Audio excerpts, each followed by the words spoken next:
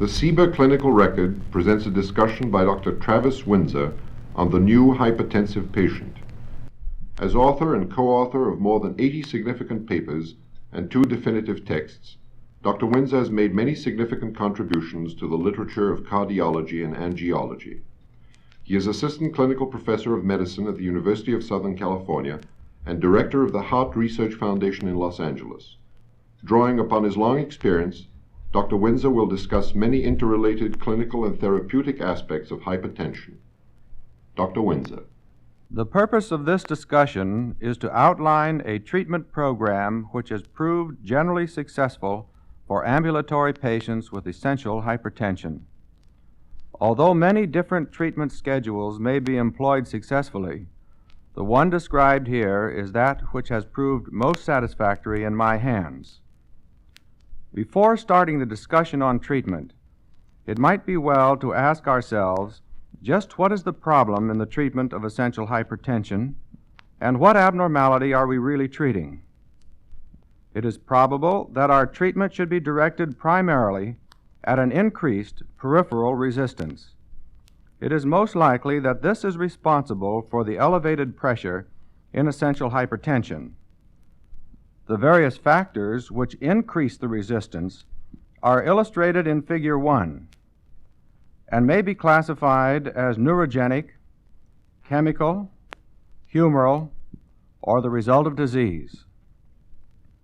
Naturally, the blood pressure may be elevated by a number of factors, for example, an increased pumping action of the heart, decreased elasticity of the arterial wall, or an increased quantity of blood in the arterial system. Elevations in systolic blood pressure can be related to cardiac output or to an increase in rigidity of the abdominal aorta, while an increase in diastolic pressure is related to an increase in peripheral resistance. Essential hypertension is primarily a diastolic type of high blood pressure, whereas the hypertension of arteriosclerosis is primarily systolic. The aim in treating patients with essential hypertension is to lower blood pressure by decreasing the peripheral resistance. I will now assume that the patient is seeing the doctor for the first time, and I will describe the various therapeutic procedures which may be, from my experience, employed to bring his blood pressure under control. The initial office visits are spent in determining, if possible, the etiology of his hypertension. Special attention is paid to discovering the surgically reversible types of hypertension which might be present. These include coarctation of the thoracic or abdominal aorta, pheochromocytoma, primary aldosteronism, renal ischemia, ductus arteriosus, AV fistula, and aortic regurgitation. Secondary types of hypertension are searched for also. These include polycystic kidneys, pyelonephritis, glomerulonephritis, arteriosclerosis of the aorta, porphyria, periarteritis, and complete AV block. If these etiologies are not found, and the patient has a diastolic hypertension, that is, a diastolic pressure of 90 or 100 millimeters of mercury, depending on the age, the physician is left with a somewhat unsatisfactory diagnosis of primary or essential hypertension. After the diagnosis is established, the physician is then confronted with the problem of which of the patients with essential hypertension are to be treated. It has been shown by Smithwick that surgical sympathectomy improves life expectancy of patients with severe essential hypertension. Also, Fries and others have shown that the parenteral injection of ganglionic blocking agents prolong the life of patients with severe essential hypertension. There is little question about the necessity of treatment for these patients.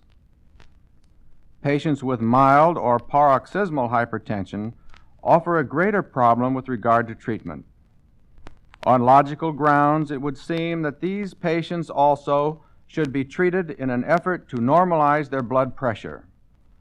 Although it has not been proven unequivocally that life expectancy is increased as a result of therapy, if signs of degenerative disease secondary to hypertension are present, such as an abnormal electrocardiogram, cardiac enlargement on the X-ray, retinal changes, or diminished renal function, treatment should certainly be instigated. When organ changes are not present and the diastolic pressure is borderline, it is well to observe the blood pressure variations for a few visits before therapy is instigated. It should be appreciated that the first blood pressure recorded is usually higher than most subsequent pressures because on the first visit the patient is anxiously awaiting the doctor's diagnosis and is apprehensive as to what it will be. After the diagnosis has been made known to the patient, anxiety is relieved, especially after therapy for the disease state has been initiated. The first pressure, then, is often influenced by stress and should give the physician some insight into the pressure levels which might occur during the daily stresses of living in a busy environment. Treatment begins then after a thorough understanding of the social, dietary, and drug-taking habits of the individual has been attained. Excessive business pressures, anxieties, and overwork, if present, should be minimized by the patient taking a spectator's view toward life with adequate rest and by avoiding, if possible, stress-producing situations. Weight reduction should be encouraged by reducing the caloric intake if the patient is obese. The diet should be low in sodium, possibly 2 grams as sodium chloride a day. It is essential that sodium-containing drugs such as sodium bicarbonate, Bicidol, Alka-Seltzer, Alkazane, and salty foods such as potato chips, pretzels, and pressed meats be avoided. In addition, an anti-atherogenic regimen is probably indicated because of the positive relationship between hypertension and arteriosclerosis. Here, a diet low in cholesterol and saturated fatty acids and high in unsaturated fatty acids is indicated. Caffeine-containing drinks are allowed in moderation only, and drugs capable of producing hypertension, such as propedrine and ephedrine and their derivatives, should be stopped. Reserpine or Serpacil is one of the basic forms of treatment which is suitable for almost all patients with essential hypertension. The drug usually is started in doses of 1/10 of a milligram daily for a small individual, or 0.25 of a milligram daily for a large individual. The dosage of the drug is increased to the maximum well-tolerated level, which may take a matter of weeks or months. If mental depression or aching limbs is encountered, the drug is stopped for a few weeks, but may be resumed employing smaller doses. Occasionally, a less potent agent, such as single SERP, can be employed without these side effects. The most common annoying side effect is nasal stuffiness, which is treated by long-acting antihistamine, such as pyrobenzamine long tabs, given in doses of 100 milligrams every 12 hours. The tranquilization and bradycardia, which usually occurs with Serpacil, is beneficial to most patients, and these are persistent. Nightmares may occur occasionally, especially during the first few weeks of therapy. To minimize this, the entire daily dose may be given in the morning, or the dosage level may be decreased. Also, Serpacil has a tendency to produce weight gain in some patients, and when it occurs, it is persistent also. A low-calorie diet and one which is low in fat, with the addition of dexedrine, is helpful. Gastrointestinal symptoms, such as diarrhea or hyperacidity, may occur infrequently, but these may be treated with antacids or parasympatholytic agents. Lethargy is not uncommon, but may be controlled by reducing the dose and by adding analeptics. Edema is rare, but when it occurs, it may be combated with a low-salt diet and with Esidrex. The mechanism of action of reserpine is not entirely clear, but depression of sympathetic nerve activity occurs with large doses. Figure 2 shows the records of a digital plethysmogram which records the pulsations and total volume of the tip of the finger. The upper record demonstrates that normally inspiration results in vasoconstriction, which decreases the amplitude of the pulsations and empties the finger of blood due to constriction of arteries and veins. As a result, the entire baseline moves to the bottom of the record. After approximately 1/2 minute, sympathetic tone is restored and the pulse waves reach their normal amplitudes and the finger again fills with blood. The lower record demonstrates that 1/2 milligram of reserpine daily for 30 days depresses the inspiratory vasoconstrictive reflex. This demonstrates the presence of a sympathetic blocking effect which may be occurring centrally. Although reserpine alone has hypotensive properties, the addition of apresyline adds to the hypotensive effect. In Figure 3, the lowering of diastolic blood pressure was greater with reserpine and apresyline than with any other agent or agents employed. A rather large decrease in pressure occurred with reserpine, 0.8 of a milligram daily.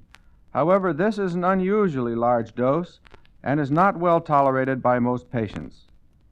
Reserpine and apresyline in the doses employed are generally effective and well tolerated. An example of the combined action of these agents in a single patient with essential hypertension is shown in Figure 4.